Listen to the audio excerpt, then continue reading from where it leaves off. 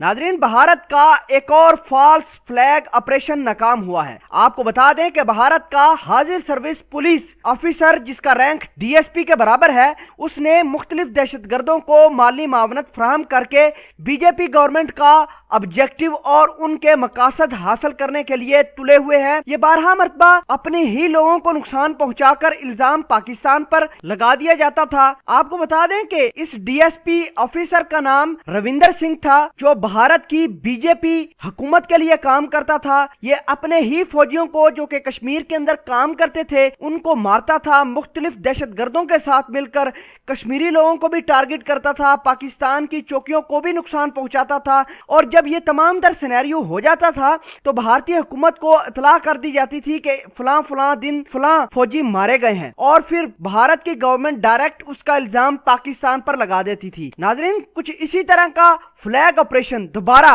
भारत करना चाहता था, नाकामी हुई, और नाकामी के बाद इस रविंदर सिंह, जो कि डीएसपी था, अपने साथी दहशतगर्दों के साथ गिरफ्तार हो गया है। आपको बता दें कि इसको टास्क दिया गया था कि अपने ही फौजियों को हलाक करो, दहशतगर्दों को सपोर्ट मुहैया करो और कश्मीरियों को टारगेट बनाओ, पाकिस्तान के मुख्तलिफ चौकियों को टारगेट करो, ताकि पूरे रीजन का अमन तबाह हो जाए। और मोदी सरकार अपने ही पुलिस ऑफिसर से मिलकर अपने ही फौजियों को मरवा कर अपने ऑब्जेक्टिव अचीव करता है, अपनी कहानियां मुकम्मल करता है। आपको बता दें कि ये बहुत घिनौनी वारदात करने वाला था, दोबारा ही अपने फौजियों को मारने वाला था कि अचानक इसका ऑपरेशन नाकाम हुआ और भारतीय हुकूमत ने दोबारा मलबा इसी शख्स पर डालकर इसको दहशतगर्द डिक्लेयर करके गिरफ्तार कर लिया। अगर भारत का ये फॉल्स ऑपरेशन कामयाब हो जाता तो इस शख्स रविंदर सिंह को इनामात भी मिलने थे, क्योंकि 2011 से लेकर आज तक रविंदर सिंह सदारती अवार्ड से लेकर हर तरह का अवार्ड हासिल करता रहा है।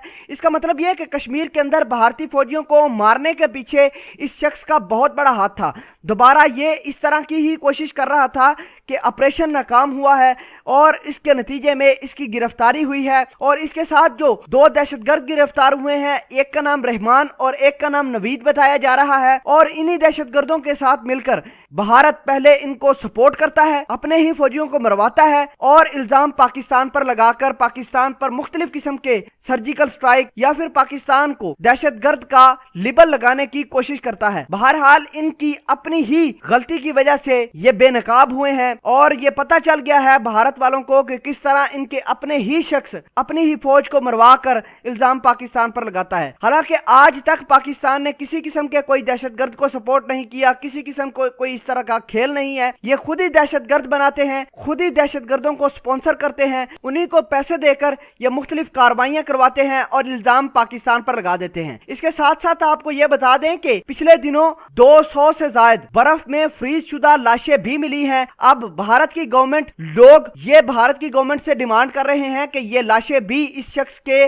प्रोपेगेंडा का हिस्सा है। कहीं ना कहीं इस शख्स की कड़ियां भी मिलती होंगी इस तमाम तर कार्रवाई में। आपको बता दें कि 200 से ज्यादा लाशें भारत की फ्रीज शुदा मिली हैं भारतीय फौजियों की, और उनके घर वालों को पता ही नहीं कि हमारे जवान किस वजह से गायब हैं। ये भारतीयों का प्रोपेगेंडा है जो आज पूरी दुनिया पर बेनकाब हुआ है। अल्लाह पाक इसी तरह इनको बेनकाब करता रहेगा। ये पाकिस्तान पर इल्जाम लगाते हैं, अल्लाह ने आज भारतीयों पर पूरी तरह पूरी ताकत से नाकाम किया है।